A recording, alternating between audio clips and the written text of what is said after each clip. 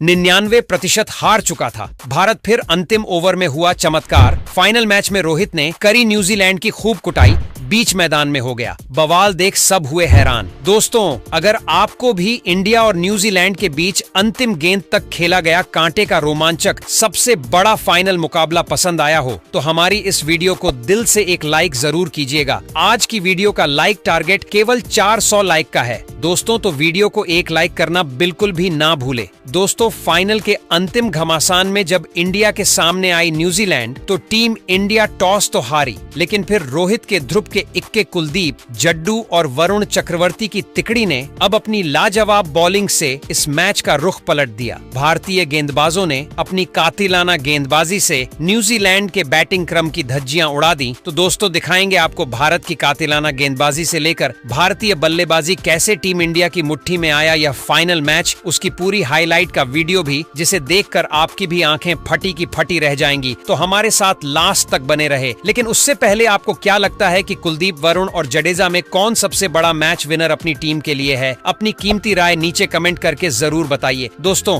आखिरकार champions trophy 2025 का सबसे बड़ा फाइनल मुकाबला यहां दुबई के मैदान पर दुनिया की दो सबसे बड़ी टीमों इंडिया और न्यूजीलैंड के बीच बेहद रोमांचक मोड पर शुरू हुआ, जहां हजारों लाखों की भीड़ के बीच जब मुकाबले की शुरुआत में टॉस के लिए सिक्का उछाला गया, तब एक बार फिर किस्मत के सितारे न्यूजीलैंड के कप्तान मिचेल सेंटनर के चमके और उन्होंने टॉस जीतकर पहले बैटिंग करने का फैसला किया और टीम इंडिया को बॉलिंग के लिए आमंत्रित किया। और 140 करोड़ भारतीयों की उम्मीदों का बोझ अपने कंधों पर उठा रहे रोहित की पलटन इस ट्रॉफी पर कब्जा जमाने के लिए मैदान में कदम रख चुकी थी। न्यूजीलैंड की तरफ से रनों की बरसात करने विल यंग के साथ रचिन रविंद्र की खतरनाक जोड़ी मैदान में आई थी और पहले ओवर की अंतिम गेंद पर ही यंग ने शमी के खिलाफ चौका मारकर अपनी पारी की धमाकेदार शुरुआत कर दी थी। तो दोस्तों, टीम इंडिया के बहुत जल्द विकेट चटकाने के इरादों पर पानी फेरते हुए रचिन रविंद्र ने तो चौथे ओवर में हार्दिक पांड्या की धज्जियां उड़ाकर रख दी। जी हां, चौथी ही गेंद पर हार्दिक का स्वागत तूफानी छक्के से करने वाले रविंद्र ने पांचवी और छठी गेंद पर एक के बाद एक थप्पड़ की तरह दो चौके झड़कर हार्दिक के ही नहीं बल्कि 140 करोड़ हिंदुस्तानियों के पसीने छुड़ा दिए थे। जहां न्यूजीलैंड ने इस मैच में विस्फोटक शुरुआत की थी। पांचवें ओवर में शमी को निशाना बनाते हुए रविंद्र ने दो लगातार चौके उनके खिलाफ भी जड़े और भारतीय खेमे में हड़कंप मचा दिया था। ऐसे में उनकी पिटाई से परेशान होकर रोहित बुला लेते हैं अपने तुर्क के इक्के वरुण चक्रवर्ती को विकेट की तलाश में छठे ही ओवर में। लेकिन दोस्तों, पहले ही बॉल में चक्रवर्ती वाइड फेंकते हैं, जिसके चलते मुफ्त में न्यूजीलैंड को 5 रन मिल जाते हैं और न्यूजीलैंड की पारी यहां पर T20 की रफ्तार से आगे बढ़ रही थी। इसी बात की चिंता हर एक हिंदुस्तानी, खुद कप्तान रोहित को खाए जा रही थी। 7वें ओवर की अंतिम बॉल में शमी को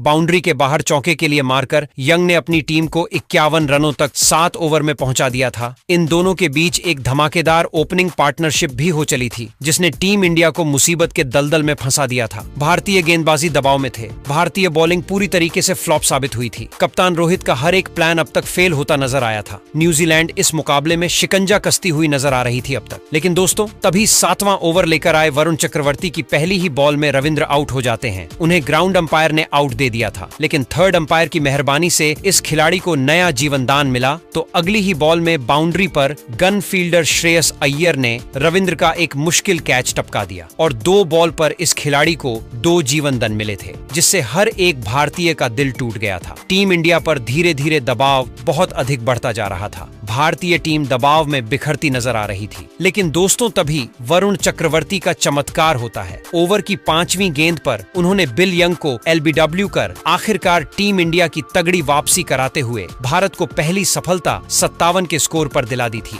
जहां विल यंग 2 चौकों की बदौलत मात्र 15 रन बनाकर पेवेलियन लौट गए। उनके आउट होने के बाद अब मैदान में आए थे केन विलियमसन अपना जलवा दिखाने के लिए। 10 ओवर में न्यूजीलैंड ने 69 रन एक विकेट के नुकसान पर बना लिए थे। लेकिन दोस्तों, तभी 11वां ओवर लेकर आए कुलदीप यादव ने अपना जलवा दिखाते हुए पहले ही बॉल में खतरनाक रचिन रविंद्र को क्लीन बोल्ड कर न्यूजीलैंड की कमर ही तोड़ दी थी। इसके बाद तो पूरा स्टेडियम खुशी से झूम उठा था, क्योंकि रविंद्र 29 गेंदों में 4 चौकों 1 छक्के की बदौलत 37 रन बनाकर पवेलियन लौट गए। 69 रनों पर न्यूजीलैंड के दोनों ओपनर भारत के सामने घुटने टेक गए थे। अब टीम इंडिया इस मैच में बढ़त बनाती दिख रही थी। विलियमसन का साथ निभाने के लिए डेरल मिचेल आए थे, लेकिन दोस्तों अब भारतीय गेंदबाजों ने मुकाबले में ऐसा तगड़ा पलटवार किया था कि न्यूजीलैंड की पारी तो यहाँ से ताश के पत्तों की तरह बिखरने शुरू हो गई। इस बार 13वें ओवर में एक बार फिर कप्तान रोहित ने कुलदीप यादव को बुलाया और कुलदीप ने अपना जलवा दिखाते हुए इस बार न्यूजीलैंड के सबसे सीनियर खिलाड़ी केन विलियमसन को कॉट एंड बोल्ड कर न्यूजीलैंड के बैटिंग क्रम की धज्जियां उड़ाकर रख दी,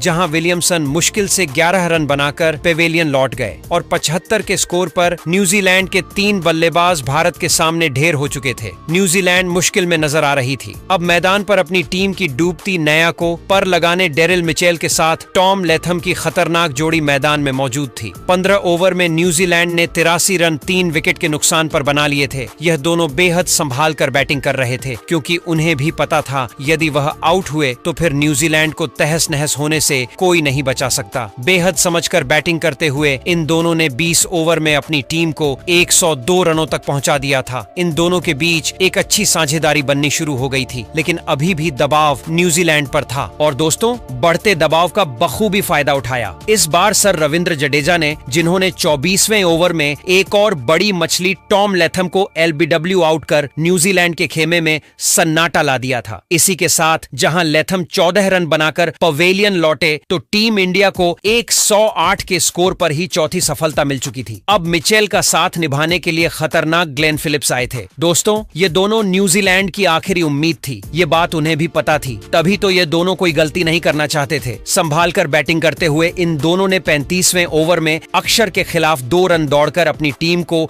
150 रनों के पार पहुंचा दिया। इसी दरमियान 5वीं बॉल में रोहित शर्मा से एक कैच भी छूटा और इसका बखूबी फायदा उठाते हुए इन दोनों ने तो भारतीय टीम की नाक में दम करते हुए 50 रनों की कमाल की साझेदारी को भी अंजाम दे दिया था। लेकिन दोस्तों तभी एक बार फिर विकेट की तलाश में रोहित बुलाते हैं। 38वें ओवर में वरुण को, और इस गेंदबाज ने आते ही इस बार फिलिप्स का शिकार कर आधी कीवी टीम को अपने सामने घुटनों पर ला दिया था, जहां फिलिप्स 34 रन बनाकर पवेलियन चल दिए। उनके आउट होने के बाद मोर्चा संभालने आए थे माइकल ब्रेसवेल, जिन्होंने मिशेल के साथ मिलकर भारतीय गेंदबाजों पर काउंटर अटैक करना शुरू कर दिया था। डेरल मिचेल ने अपनी लाजवाब हाफ सेंचुरी भी ठोक दी थी। ये खिलाड़ी लोन वॉरियर की तरह अकेले मैदान में डटा हुआ था और अब तो इन दोनों ने टीम इंडिया पर सीधा आक्रमण करना शुरू कर दिया। 24वें ओवर में शमी को मारकर माइकल ब्रेसवेल ने अपनी टीम को 196 रनों तक पहुंचा दिया था।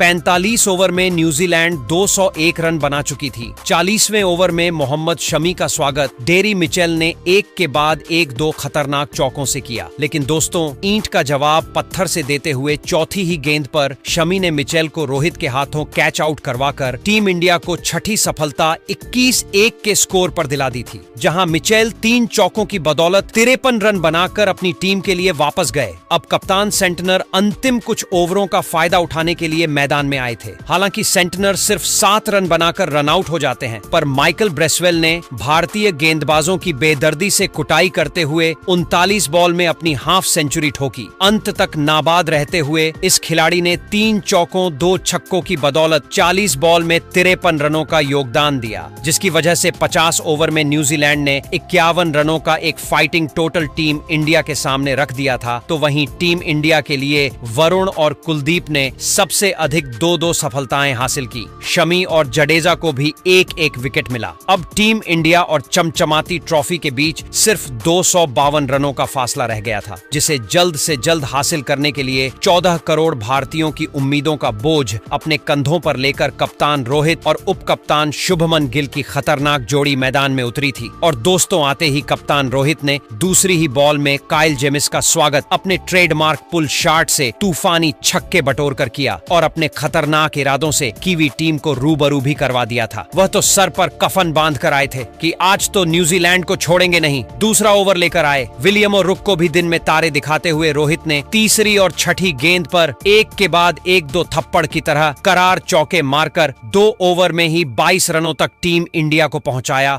और न्यूजीलैंड के खेमे में हाहाकार मचा दिया था। था। कप्तान रोहित को आज रोक पाना किसी भी की भी गेंदबाज के बस की बात नहीं थी। 5 ओवर में टीम इंडिया ने 36 रन बनाए तो छठे ओवर में रोहित ने नेथन स्मिथ को 92 मीटर लंबा तूफानी मारकर इस गेंदबाज के पसीने छोड़ा दिए। अगले ओवर में काइल जेमसन को भी बाउंड्री के बाहर चौके के लिए मारकर रोहित ने अपनी भयंकर बल्लेबाजी से करोड़ों हिंदुस्तानियों को जश्न मनाने का मौका दिया था। उनकी तूफानी बल्लेबाजी से भारतीय टीम रॉकेट की रफ्तार से जीत की तरफ बढ़ रही थी। 8वां ओवर लेकर एक बार फिर नेथन स्मिथ आते हैं और इस बार भी रोहित ने इस गेंदबाज को तारामंडल के दर्शन कराते हुए इस बार उससे भी बड़ा तूफानी छक्का मारकर टीम इंडिया की जीत को 99% सुनिश्चित कर दिया था। जहां रोहित की खौफनाक बल्लेबाजी से पूरे के पूरे न्यूजीलैंड में सन्नाटा छाया हुआ था। तो दोस्तों, इतनी आसानी से इस गेंदबाज को उन्होंने बख्शा नहीं बल्कि उसका करियर ही तबाह करते हुए चौथी बॉल में कप्तान रोहित ने गोली की रफ्तार से चौका मारा। तो ओवर की अंतिम बॉल में भी रोहित शर्मा ने गेंद को बाउंड्री के बाहर चौके के लिए डिपॉजिट कर